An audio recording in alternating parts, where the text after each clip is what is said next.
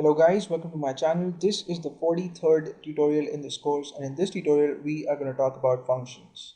We're going to understand what functions are, how we can declare them, define them, and use them in our C programs. Now, a function is basically a named unit or block of code. And what I mean by that is, if you have some executable statements in your programs and you want to put them together and give them a name, then you want to create a function.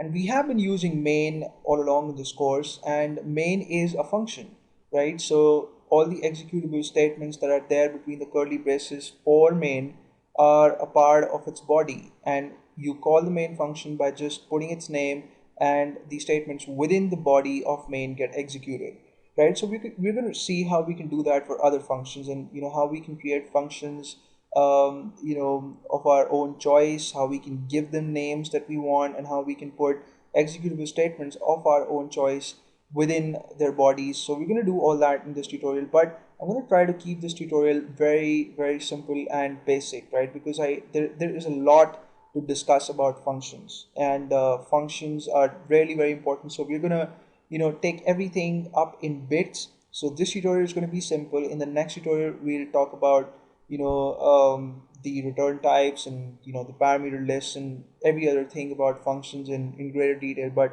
for the time being, just be patient, and even if you don't understand something, then don't worry. In the coming tutorials in this course, we'll check out everything in detail. So as you can see, I've saved a file using code blocks. I've given it the name functions. It has the extension .c, and in this file currently I have just one line, and that is the header file, the stdio.h header file on line 1. And the first thing that I'm going to do is declare a function in this program, right? So the function that we're going to declare is going to have the name myfunc. That's my_func, and you can name your function anything you want. It just has to, the name has to comply with the naming rules for variables, right, for identifiers. So you have to keep that in mind. But what you have to keep in mind, apart from the naming rules while declaring a function, are the return type of the function and the parameter list, right? So these are the three things that you have to keep in mind: the return type, the name of the function, and the parameter list. So the return type is the data type of the value that's returned by the function if it returns something, and if it doesn't return something, then you simply have to type in void, right? So we're going to understand how functions can return values later on, but for the time being we're just going to have a function that's not going to return anything. So that's why you have to put in the keyword void there. Then you have to type in the name for your function, and as I said, I'm going to call mine my_func, and then you have to follow the name with a set of parentheses, and within these parentheses you put in your arguments, right? So this contains a parameter list, or the data types of the arguments. But since this function is going to not do much, it's going to be very basic. We're not going to have a parameter list for this function, and I'm just going to leave the parentheses empty for the time being. And then at the end of this statement you have to put in a semicolon, right? So this makes the function declaration, and this is the syntax. You have to put in the return type first, the name of the function, set of parentheses which includes the parameter list, and then you have to put in a semicolon, right? On the next line I'm going to type in the keyword main, right? And we're going to have main's body here, and in the main function I'm going to have a printf statement that's going to print the message this is main on screen. Of course, since I'm going to print another line of text later on, I'll put a new line escape sequence at the end.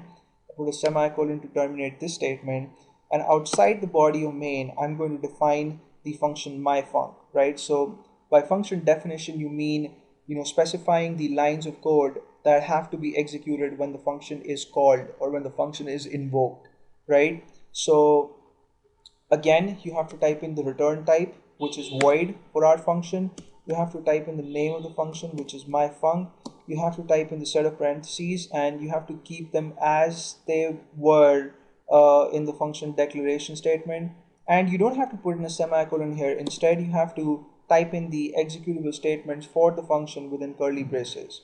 So this function again is going to have just one printf statement, and it's going to display this is myfunc, right? I put in a full stop at the end and a semicolon to terminate this statement.